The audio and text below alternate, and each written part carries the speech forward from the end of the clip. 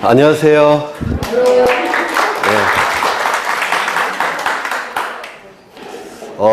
제 예상 점수보다 10점 정도는 더 나오신 것 같아요. 원래 이제 등기법이, 여기 있는 등기법은 금년도, 작년도 법무사 문제와 등기공무원 문제가 포함되어 있어요. 그래서 좀 등기법이 어렵지 않나 싶었는데, 좀 잘하시는 것 같아요. 이 정도면 등기법 6개 이상은 다 득점이 되시리라고 보여지는데, 등기법은 6개가 만점이나 마찬가지예요. 12개 중에서 워낙 이제 난이도가 높으니까 잘하신 것 같아요. 10점에서 한 12, 3점 예상보다 더 높이 나온 것 같아요. 다른 학원에 비해서. 기분 좋으세요? 여기 엘리트만 계신가? 네. 공간정보법은 뭐 다 맞으셔야 되니까 뭐 난이도 이런 것도 없습니다. 공간정보법은 다 맞으셔야 돼요. 빠른 속도로 공간정보법을 빨리 보시고 등기법 진행을 하겠습니다.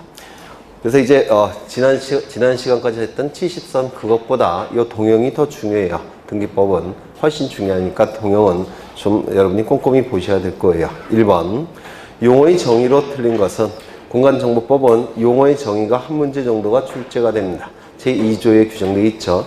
요약집 맨 앞에 보시면 용어의 정의를 정리해 놓은 게 있습니다. 그걸 꼼꼼히 보셔야 될 거예요. 1번 경계점은 필지를 구획하는 선의 굴곡점으로서, 이 경계점은 경계와 경계가 만나는 점이 경계점이니까 꺾인 점, 굴곡점이 될 수밖에 없겠죠.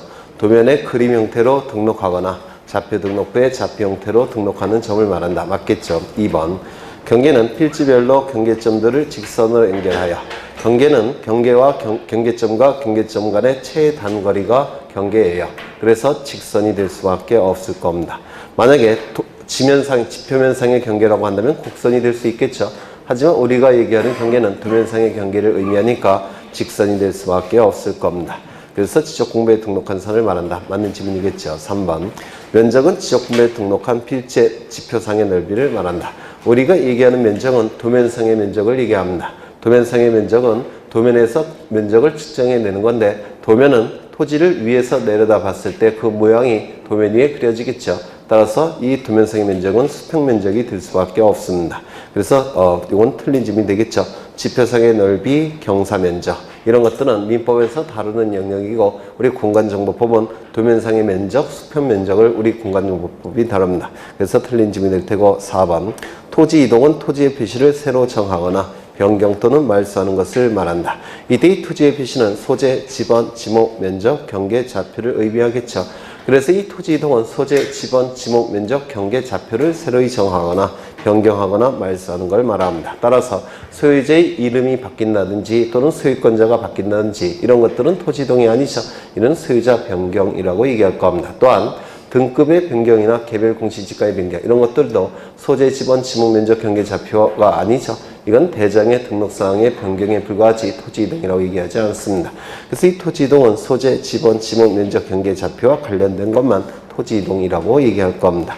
5번 등록전환은 임야대장, 임야도에 등록된 토지를 토지대장 지적도에 옮겨서 등록하는 것을 말한다. 이 등록전환은 도면의 정밀도를 높이기 위해서 또는 토지의 효율성을 높이기 위해서 등록전환 제도가 만들어진 겁니다. 따라서 이건 맞는 질문이 되겠지만, 토지대장 지적도에 등록된 토지를 임야대장, 임야도에 등록을 바꾸는 것은 등록전환이라고 얘기하지 않겠죠. 정밀도가 떨어지고 효율성도 떨어질 테니까. 또한 이 등록전환은 지목 변경을 수반한다고 했죠.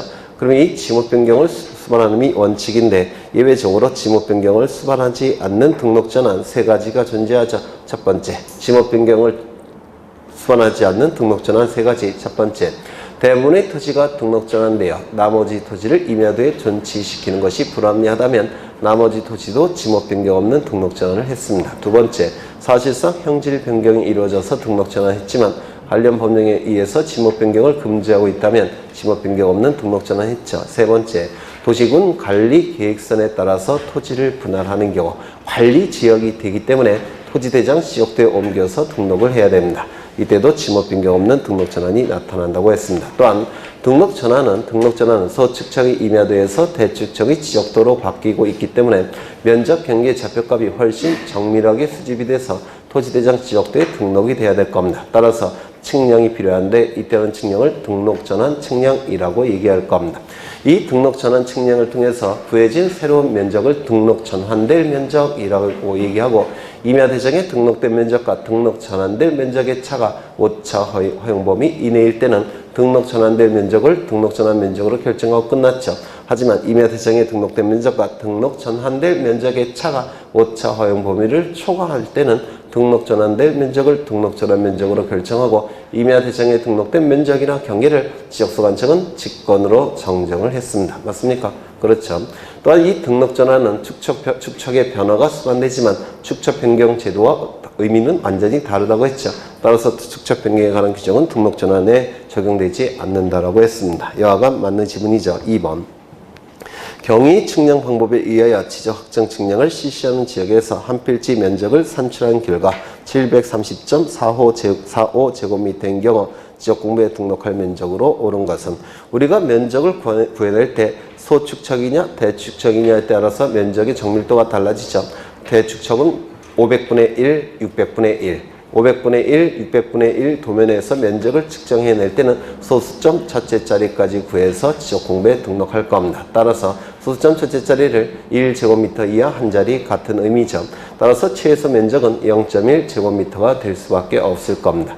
축척이 1000분의 1, 1200분의 1, 2400분의 1, 3000분의 1, 6000분의 1 도면은 소축척이죠.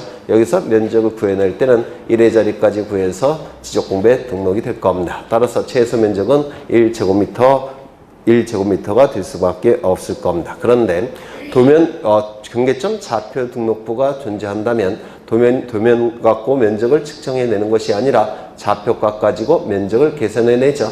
따라서 도면이 소축척이건 대축척이건 무시하고 좌표값 가지고 면적을 측정해야 됩니다.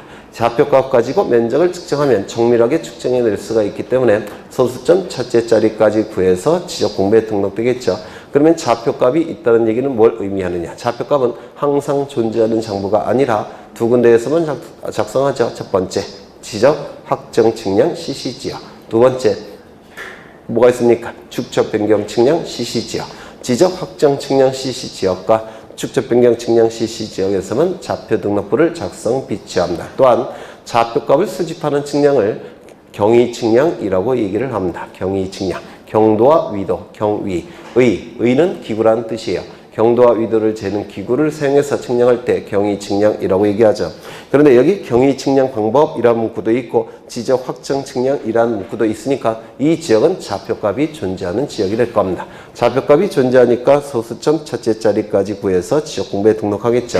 이때는 소수점 둘째 자리에서 뭘 해야 됩니까? 끝수 처리를 해야 돼요. 기준은 뭐죠? 5보다 큰 수가 나오면 올리고 5보다 작은 수가 나오면 버릴 겁니다. 5일 때는 구하고자 하는 끝자리 숫자가 홀수일 때는 5를 올려서 짝수와 짝수일 때는 5를 버려서 짝수 유지 그렇게 하죠. 그럼 230.45 제곱미터라고 한다면 소수점 첫째 자리까지 구하니까 소수점 둘째 자리가 끝수 처리를 해야 될 겁니다.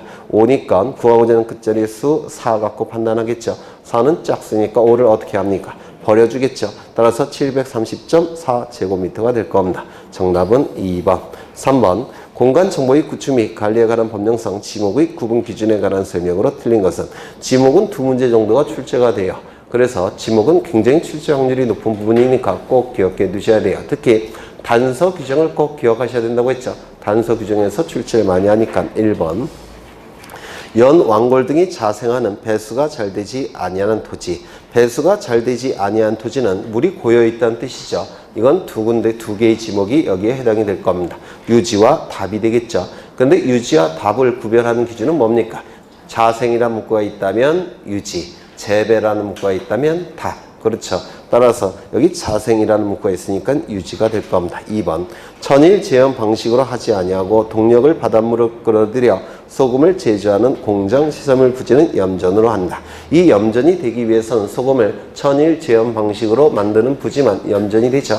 따라서 이건 염전이 될 수가 없을 겁니다. 공장 시설물 부지라는 표현이 있으니까 이는 공장용지가 되겠죠. 2번. 3번. 자동차 등의 판매 목적으로 설치된 물류장, 야외 전시장은 주차장으로 한다. 여기 자동차 등의 판매 목적이라는 표현이 있기 때문에 점포에 해당될 수가 있죠. 따라서 이는 주거, 사무실, 점포, 문화시설 여기에 해당된다면 대지가 될 겁니다. 주거, 사무실, 점포, 문화시설에 해당된다면 대지가 되겠죠. 그런데 문제는 물류장, 야외 전시장이라는 표현이 있죠. 따라서 이는 주거, 사무실, 점포, 문화시설에 해당되지를 않아요. 그렇다면 27개에 해당되는 지목이 없으니까 뭐가 되겠습니까? 잡정지가 되겠죠. 주차장이 되기 위해선 주차에 필요한 독립적 시설을 갖춘 부지만 주차장이 되는데 이거는 주차에 필요한 독립적 시설이라는 표현을 쓸 수가 없어요. 그래서 이건 주차장이 될 수는 없고 잡정지가 될 겁니다. 4번 자동차 선박 등의 기차 등의 제작 정비 공장 안에 설치된 급유 송유시설 부지는 주유소용지를 한다. 주유소용지가 되기 위해선 판매와 관련이 되어 있어야 돼요. 판매와 관련이 되어 있어야지만 주유소가 되는데 여기 급유 송유시설은 판매와 관련된 부지가는 아니죠.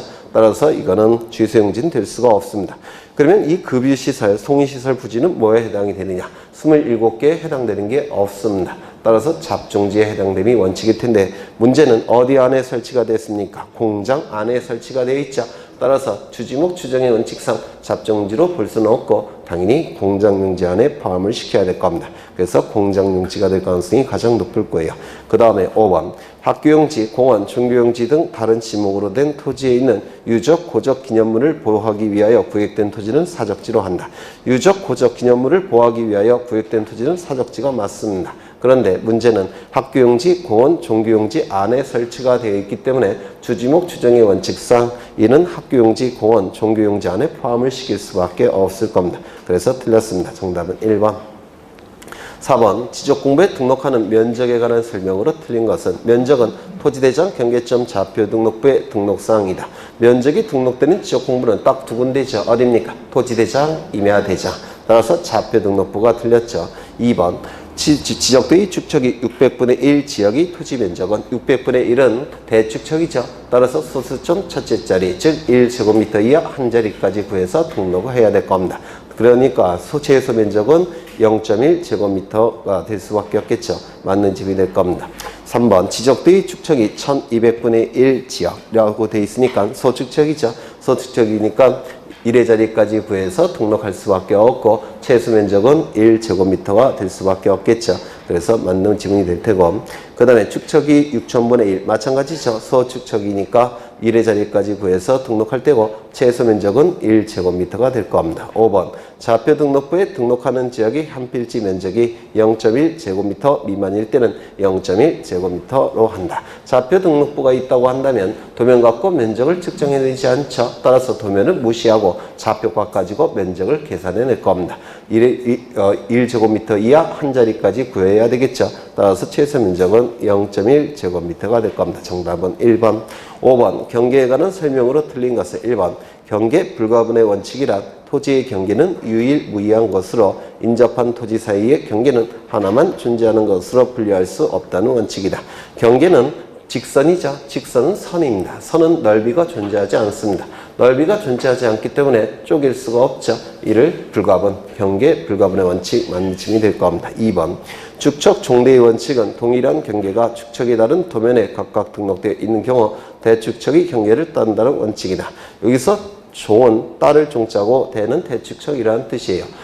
토지가 서로 다른 축척의 도면에 등록이 되어 있을 때 당연히 대축척에 등록된 경계가 훨씬 정밀하게 등록되어 있을 겁니다. 따라서 공식 이등이 높은 대축척의 도면을 따라야 되겠죠. 이를 축척 종대의 원칙이라고 얘기를 할 겁니다. 경계 부동성의 원칙, 경계는 일단 지적공부에 등록이 되면 당사자가 인접토지 소유자 당사자가 멋대로 옮길 수는 없습니다. 왜요? 이건 토지 이동이니까 지적소관청이 결정하는 것이죠.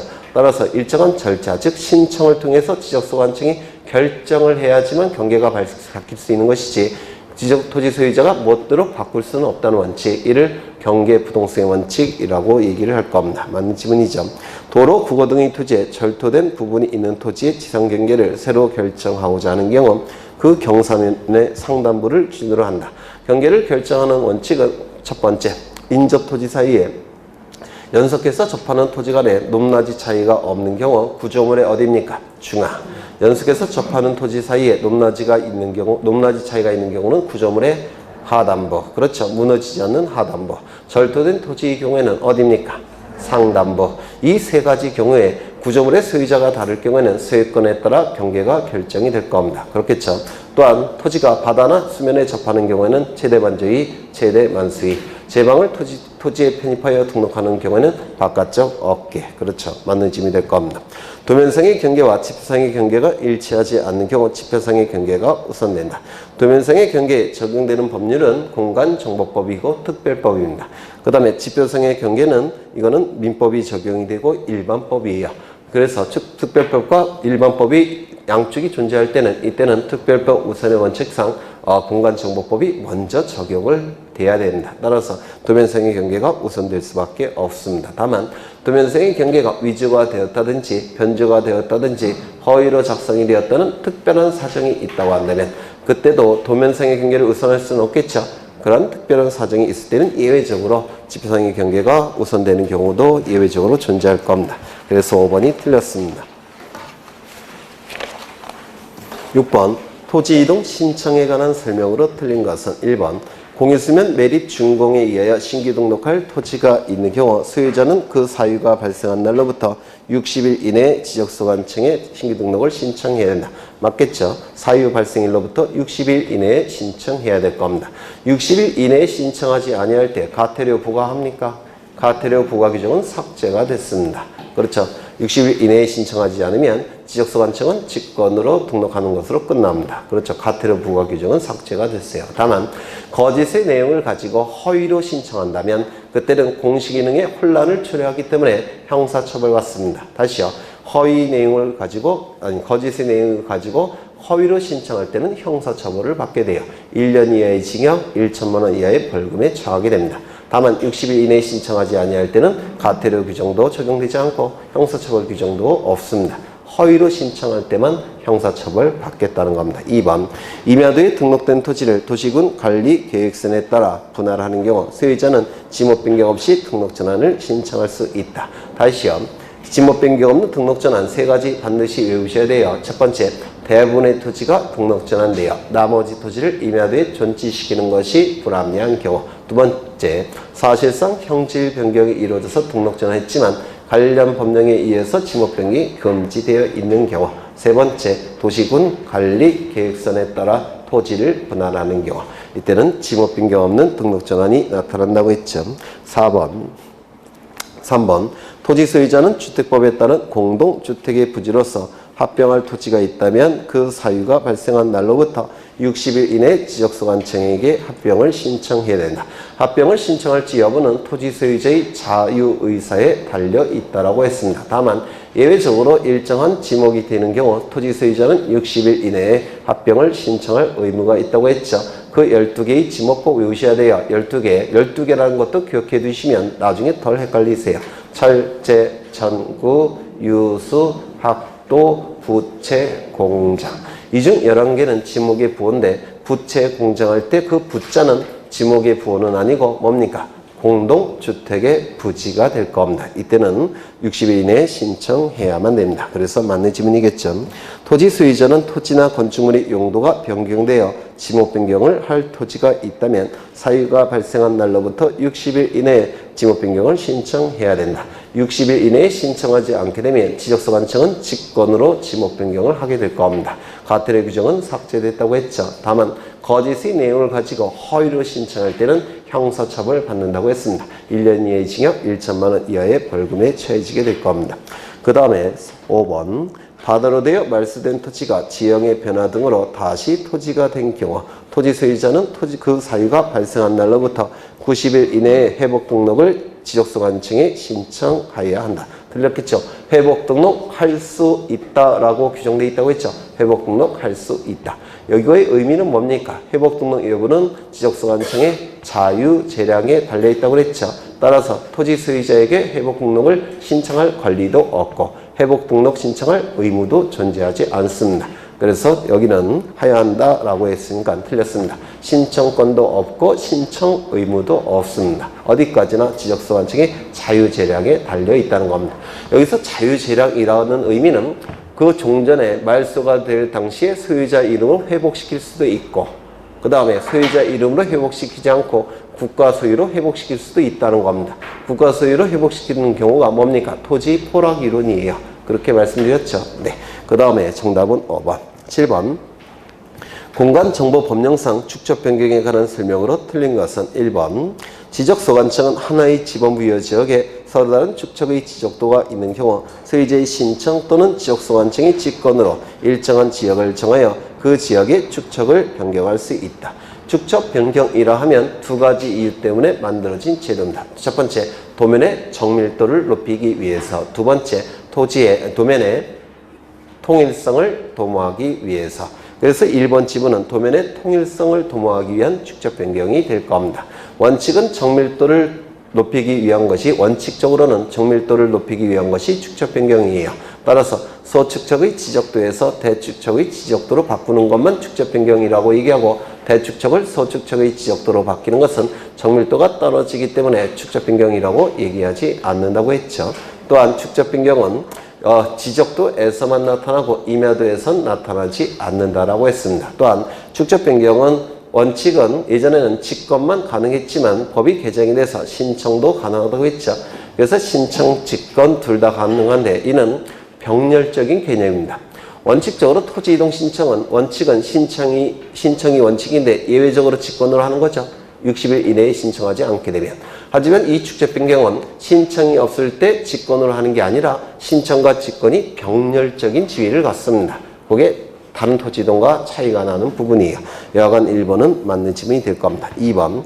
축적 변경 측량 결과도에 따라 면적을 측정한 결과 축적 변경 전의 면적과 축적 변경 후의 면적의 오차가 허용 범위 이내인 경우에는 축적 변경 전의 면적을 결정 면적으로 하고 오차 허용 면적을 초과하는 경우는 축적 변경 후의 면적을 결정 면적으로 한다. 이거 대단히 중요한 지문인데요.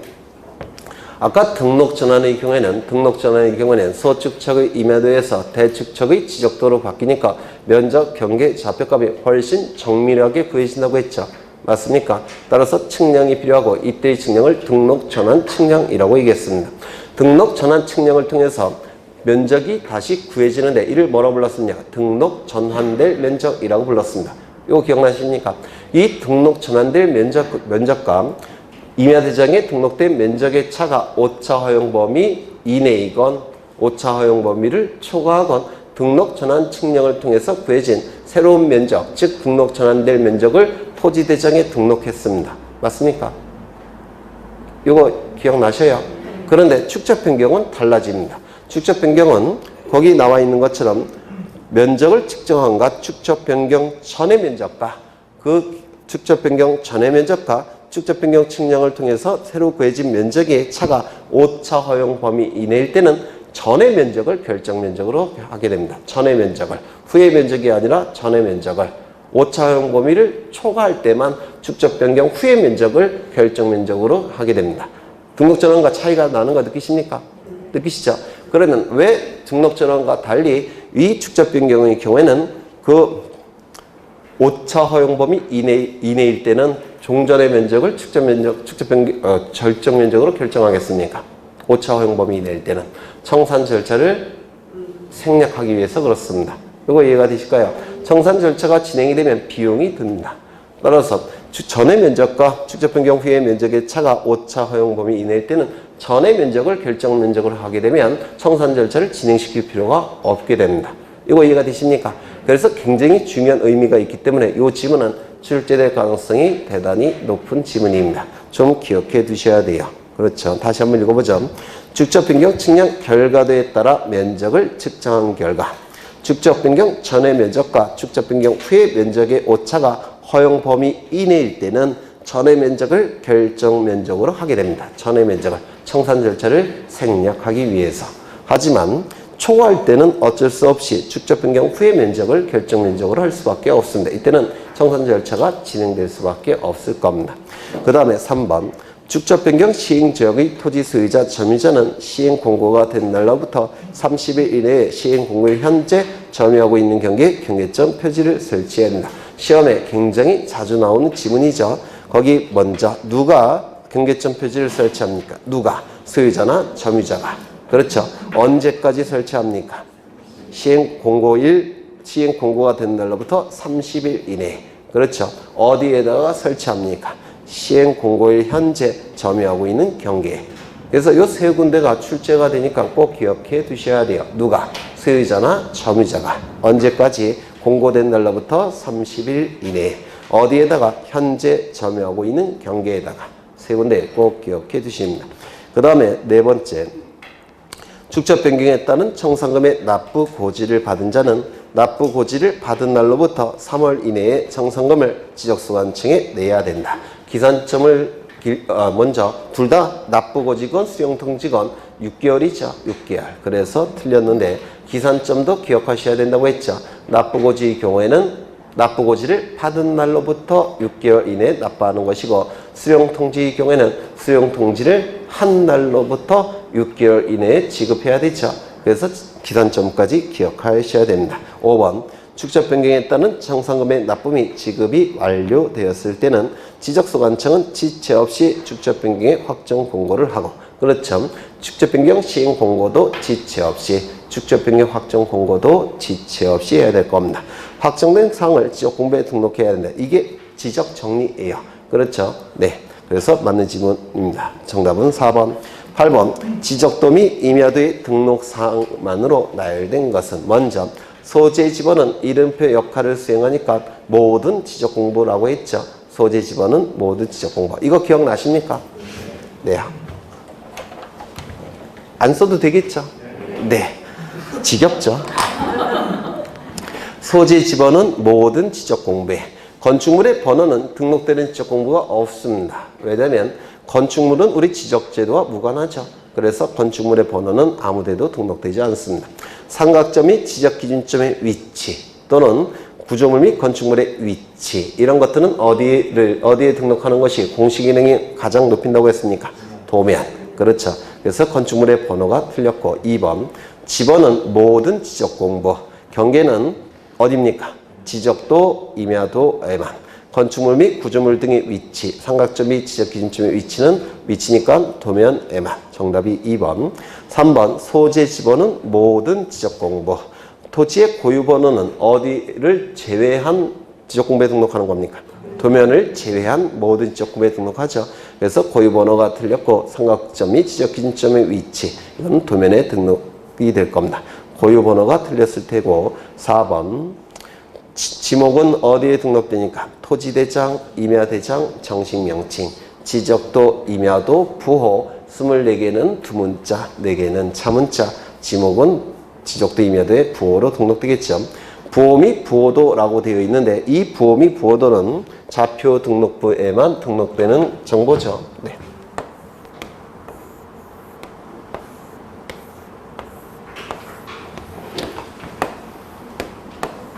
여기는 X좌표, Y좌표, 그 다음에 수치들이 나오게 될 겁니다. 좌표값들이 나오게 될 거예요. 근데 이 좌표값, 즉 경계점 좌표값을 특정하기 위해서 숫자 형태로 부호를 부여합니다. 좌표값을 특정하기 위해서 숫자 형태로 부호를 부여하고요. 이 토지의 대략적인 모양이 그려집니다. 여기는 X좌표, Y좌표. 그 다음에 여기 이렇게 토지의 대략적인 모양이 그려지고요. 여기 경계점이라고 얘기하죠. 경계점. 이 경계점을 특정하기 위해서 숫자 형태로 부호를 부여합니다. 그래서 숫자 형태로 부호가 부여되어 있고 이 부호는 이거를 얘기해요. 이 숫자 형태의 부호라고 얘기합니다. 그리고 이 그림들은 부호들로 구성된 그림이니까 부호도라고 부릅니다. 그러면 이 부호 및 부호도는 좌표값을 특정하기 위해서 토지의 모양을 대략적으로 그린 건데 어디에 등록되겠습니까? 좌표 등록부에만 등록합니다. 다른 데는 등록하지 않습니다. 그렇겠죠? 그 다음에 도면이 이렇게 존재할 때 이건 도면인데 이 도면의 외곽을 구성하는 선이 뭐라고 부릅니까? 도각선 이렇게 부르겠죠? 그 다음에 여기 숫자들이 나오게 되는데 이 숫자들은 보정된 원점으로부터의 거리라고 했습니다. 보정된 원점으로부터의 거리를 얘기해요. 당연히 어디에만 등록되겠습니까? 도면에만 등록되겠죠. 그래서 이 부호 및 부호도는 경계점 좌표 등록부에만 등록이 되니까 도면에는 등록되지 않을 겁니다. 도각선과 그 수치는 당연히 도면에만 등록되겠죠. 토지의 고유 번호는 도면을 제외한 모든 지적 공부에 등록이 될 겁니다. 그래서 4번에 틀린 것은 부호 및 부호도, 그 다음에 고유 번호가 틀렸습니다. 5번 지목은 토지대장, 임야대장, 정식명칭, 지적도, 임야도, 부호, 도각선과 그 수치는 도면에만 등록이 될 겁니다. 그래서 토지의 고유 번호는 도면을 제외한 모든 지적 공부. 그래서 토지의 고유 번호가 틀렸을 테고 건축물 및 구조물의 위치는 도면에만 등록되겠죠. 정답은 2번. 9번 대지권 등록부의 등록사항으로만 나열된 것은 1번 소재 지번은 모든 지적 공부. 대지권 등록부에 등록되겠죠. 지목은 토지대장, 임야대장, 정식명칭, 지적도, 임야도, 부호. 그래서 대지권 등록부에는 지목이 등록되지 않습니다. 전유 부분의 건물의 표시. 대지권 등록부에 등록되는 가장 중요한 정보는 대지권 비율이겠죠. 대지권 비율을 결정하는 방법은 전유 부분의 면적 비율로 결정이 된다고 했죠. 전유 부분의 면적이 뭡니까? 전유 부분의 건물의 표시 중에 하나예요. 그렇죠. 따라서 전유 부분의 건물의 표시는 대지권 등록부에 등록될 수밖에 없을 겁니다. 대지권 비율은 대지권 등록부에만, 소유권 지분은 공유 지분을 얘기하는데 공유지역명부 대지권 등록부에만, 건물의 명칭, 자이 아파트, 레미안 아파트 이런 것들은 대지권 등록부에 등록되겠죠. 그렇죠. 전유 부분의 표시니까. 그 다음에 개별 공시지가. 개별 공시지가 대장에 등록되는 별도의 정보 3가지 꼭 외워달라고 한 거 있는데 기억나십니까? 첫 번째 뭐가 있습니까? 토지 이동 사유, 두 번째 등급, 세 번째 개별 공시지가. 요 3가지는 대장에 등록되는 특수한 정보라고 했죠. 그래서 3가지 꼭 외워두셔야 돼요. 토지 이동 사유, 등급, 개별 공시지가, 토지대장, 임야대장에 등록한다고 했습니다.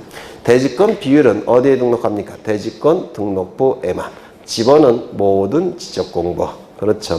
그 다음에 4번 건물의 명칭은 대지권 등록부에만. 대지권 비율은 대지권 등록부에만. 공유지번은 공유지역명부 대지권 등록부. 토지의 고유번호는 도면을 제외한 모든 지적공부. 그래서 정답은 4번이 되겠네요. 지번은 모든 지적공부. 대지권 비율은 대지권 등록부. 소유권 지번은 공유지역명부 대지권 등록부. 도면 번호는 공유지연명부 대지권 등록부를 제외한 모든 지역공부에 등록이 됩니다. 공유지연명부 대지권 등록부는 토지의 특산 정보만을 담고 있는 장부죠. 따라서 공유지연명부 대지권 등록부가 작성된 토지라고 하더라도 토지대장, 임야대장이 존재합니다. 토지대장, 임야대장은 문자 형태의 정보를 담고 있기 때문에 이 토지대장, 임야대장을 가지고 도면의 모양을 알 수가 없습니다. 따라서 도면의 모양을 알고 싶다면 이 도면 번호를 찾아가 봐라 라는 의미에서 도면 번호는 토지대장, 임야대장에 등록되어 있습니다. 토지대장, 임야대장에 도면 번호가 등록되어 있기 때문에 이 공유지연명부와 대지권 등록부에는 별도로 도면 번호가 등록될 이유가 없습니다. 그래서 이 도면 번호는 공유지연명부 대지권 등록부만 빼고 다른 지역 공부에는 등록이 되고 공유지연명부 대지권 등록부에는 등록되지 않습니다. 그래서 토지의 고유번호가 틀린 부분이 될 테고, 그 다음에 정답은 4번. 그 다음에 10번 공간정보법령상 지적소관청은 지적공부의 등록사항에 잘못이 있음을 발견하면 직권으로 조사 측량하여 정정할 수 있다. 직권으로 조사 측량하여 정정할 수 있는 경우가 아닌 것은, 직권으로 정정할 수 있는 경우 공통점이 있었죠. 뭡니까? 명백한 자료가 있는 경우. 두 번째, 어느 누구에게도 손해가 발생하지 않는 경우. 그렇죠. 여기서 명백한 자료 중에서 계획이라는 문구가 들어가 있다면 명백한 자료가 될 수 없다고 했죠. 미확정 자료니까. 따라서 계획이라는 문구가 들어가면 직권으로 정정할 수 있는 명백한 자료도 될 수 없고 지적공부의 복구 자료도 될 수 없다고 했죠. 계획이라는 문구가 들어가면. 그러면 1번부터 보시면 지적공부의 등록사항이 잘못 입력된 경우, 잘못 입력됐다는 가치 판단을 하기 위해선 명백한 자료가 있어야 되겠죠. 그래서 직권 정정이 가능하게 될 겁니다. 2번 지적증명 성과와 다르게 정리가 된 경우, 지적증명 성과라는 명백한 자료가 있으니까 직권 정정이 가능할 겁니다. 조심하셔야 될 것은 지적증명 자체가 잘못됐다면 지적증명 성과도 잘못된 자료겠죠. 이때는 직권 정정할 수가 없습니다. 그래서 지적증명이 잘못됐다면 다시 측량을 해야 될 겁니다. 그 다음에 토지 이용 계획서의 내용과 다르게 정리가 된 경우. 토지 이용 계획서는 계획이라는 문구가 들어가 있기 때문에 명백한 자료가 될 수가 없다라고 했죠. 이게 정답이 될 겁니다.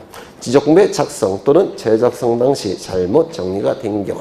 잘못 정리됐다는 가치 판단을 하기 위해서는 명백한 근거가 있어야 되겠죠. 그 근거가 명백한 자료가 될 겁니다. 지적도 임야도에 등록된 필지가 면적의 증감 없이, 면적의 증감 없이라는 표현을 가지고 알 수 있는 건 어느 누구에게도 손해가 발생하지 않는다는 거죠. 그래서 이것도 직권 정정이 가능할 겁니다. 정답은 3번. 11번. 공간정보법령상 지적정리 등이 통지에 관한 설명으로 틀린 것은 지적정리가 이루어지게 되면 소유자에게 통지해야 되죠. 어느 경우에 통지한다고 했습니까? 소유자 신청이 아닌 다른 방법에 의해서 지적정리가 이루어진 경우 그때는 통지해야 된다고 했는데 기억나십니까? 소유자 신청이 아닌 다른 방법에 의해서 지적정리가 이루어진 경우에는 통지한다고 했습니다. 그러면 소유자 신청이 아닌 다른 방법에 의해서 지적정리가 이루어지는 경우 뭐가 있을까요? 대의 신청. 기억나십니까? 대의 신청. 또 뭐가 있을까요? 특례 규정. 그 다음에 직권. 이 경우는 소유자 신청이 아닌 다른 방법에 의해서 정리가 이루어진 거죠. 이때는 통지하게 될 겁니다. 1번. 지적소관청이 시도지사나 대도시장의 승인을 받아 지번부여 지역의 일부에 대한 지번을 변경하여 지적공부에 등록한 경우 소유자에게 통지해야 된다. 지번 변경의 경우에는 소유자에게 신청권이 있습니까? 없습니까? 없죠. 따라서 통지해야 될 겁니다. 2번. 지적소관청이 통지받을 자의 주소나 거소를 알 수 없는 경우 다른 방법을 사용해서 알려줘야 되겠죠. 그래서 공고의 방법을 쓰게 될 겁니다. 공고하는 방법은 일간신문, 시군구의 공보 또는 인터넷 홈페이지를 통해서 공고하겠죠. 그렇죠. 어디가 틀렸습니까? 시도의 공보가 틀렸겠죠. 시군구의 공보라고 얘기했죠. 3번. 지적소관청은 지적공부의 전부 또는 일부가 멸실되거나 훼손되어 이를 복구 등록할 경우 해당 토지 소유자에게 통지해야 된다. 맞습니까? 맞죠. 지적공부의 복구는 지체 없이 복구가 돼야 되죠. 따라서 승인이라는 절차를 밟을 시간적 여유가 없다고 했고 소유자의 신청을 기다릴 시간적 여유가 없다고 했죠. 그래서 지체 없이 직권으로 복구하게 됩니다. 소유자에게 신청권이 없는 상태니까 당연히 소유자에게 알려줘야 되겠죠. 통지해야 될 겁니다. 4번. 토지 표시에 관한 변경 등기가 필요한 지적정리 등의 통지는 지적소관청이 그 등기 완료 통지서를 접수한 날로부터 15일 이내에 해당 소유자에게 해야 된다. 통지 시기. 변경 등기가 필요한 경우에는 등기소 갔다 와야 되니까 긴 거 15일. 그 다음에 변경 등기가 필요 없는 경우에는 등기소 갔다 올 필요가 없으니까 짧은 거 7일. 기선점도 기억해 두셔야 되죠. 변경 등기가 필요한 경우에는 등기소에서 변경 등기가 완료되면 지적소관청에게 완료 통지서를 보냅니다. 그 완료 통지서를 접수한 날로부터 누가? 지적소관청이.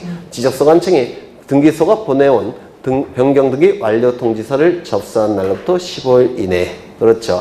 변경 등기가 필요 없는 경우에는 지적공부에 등록한 날로부터 7일 이내에 기억하셔야 되죠. 그래서 이 지문은 맞는 지문이 될 테고 15번. 지적소관청이 직권으로 조사 측량하여 결정한 지번 지목 면적 경계 좌표를 지적공부에 등록한 경우 해당 토지 소유자에게 통지해야 된다. 왜요? 직권이라는 표현이 있으니까 소유자 신청이 아니죠. 소유자에게 통지한다고 했습니다. 정답은 2번. 12번. 지적 기준점 성과와 측량 기록의 보관 및 열람 등에 관한 설명으로 틀린 것은 이것 좀 확인하겠습니다. 예전에 표를 한번 그려드린 적이 있어요. 이거 좀 기억해 두실 필요도 있습니다. 했는지 안 했는지 모르겠는데 했을 거예요. 지적 기준점이라는 게 있죠. 지적 기준점은 토지의 면적 경계 좌표값을 수집하기 위해선 측량이 필요하죠. 측량할 때 측량 기구가 있을 겁니다. 그 측량 기구는 토지 주변 아무 데나 설치하는 건 아니고요. 지적 기준점 위에 측량 기구를 설치한다고 했습니다. 이 지적 기준점은 세 가지가 있죠. 지적 삼각점. 이 지적 삼각점은 보통 2에서 5km마다 하나씩 설치되어 있습니다. 또한 지적 삼각 보조점이 있을 겁니다. 지적 삼각 보조점은 보통 1에서 3km마다 하나씩 설치되어 있습니다. 그 다음에 지적 도근점. 이 지적 도근점은 50에서 300m마다 보통 하나씩 설치되어 있습니다. 그러면 이런 지적 기준점을 누가 설치하느냐? 설치의 주체. 전부 다 지적소관청이 설치합니다. 지적소관청이 설치합니다. 이것도 지적소관청이 설치합니다. 이 설치할 때 하는 측량을 기초측량이라고 불러요. 그래서 기초측량에는 세 가지가 있죠. 지적삼각점 측량, 지적삼각보조점 측량, 지적도근점 측량. 요 세 가지 측량을 기초측량이라고 얘기하고, 면적 경계 좌표값을 수집하는 측량을 세부측량이라고 부릅니다. 그래서 지적측량에는 크게 두 가지가 있어요. 기초측량과 세부측량. 그렇죠. 이때 이 측량을 하면서 나온 결과물들이 있겠죠. 그걸 성과라고 불러요. 이런 기준점을 설치할 때 나온 결과물들이 있을 겁니다. 검사 측량까지 거치면 이를 성과라고 불러요. 또한 측량 기록도 있겠죠. 이런 성과와 측량 기록들을 누가 보관하고 누가 관리를 해야 되느냐. 이게 문제가 됩니다. 이런 기준점들을 설치할 때 나온 성과와 측량 기록들을 누가 보관하고 관리해야 되느냐. 이 지적삼각점은 2에서 5km마다 설치가 되어 있기 때문에 여러 개의 시군구와 관련이 있을 수가 있어요. 따라서 하나의 시군구에서 관리할 수는 없고 시도에서 관리합니다. 시도지사가 보관하고 관리합니다. 그 다음에 나머지 두 개는 지적소관청이 보관하고 관리합니다. 이것도 지적소관청이 보관하고 관리합니다. 그 다음에 이러한 측량 성과와 측량 기록들은 공개가 되는데 두 가지 방법으로 공개가 돼요. 열람이나 등본 발급의 형태로 공개가 됩니다. 그러면 이 열람과 등본 발급을 누구에게 신청해야 되는지 이게 문제가 되는데, 당연히 보관하고 관리하는 자에게 신청하겠죠. 열람이나 등본 발급을 신청할 겁니다. 누구에게 신청합니까? 시도지사. 이거는 지적소관청. 이거는 지적소관청. 보관하고 관리하고 있는 자에게 신청하게 될 겁니다.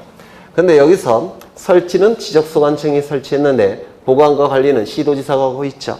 따라서 설치하게 되면 알려줘야 돼요. 통보해줘야 됩니다.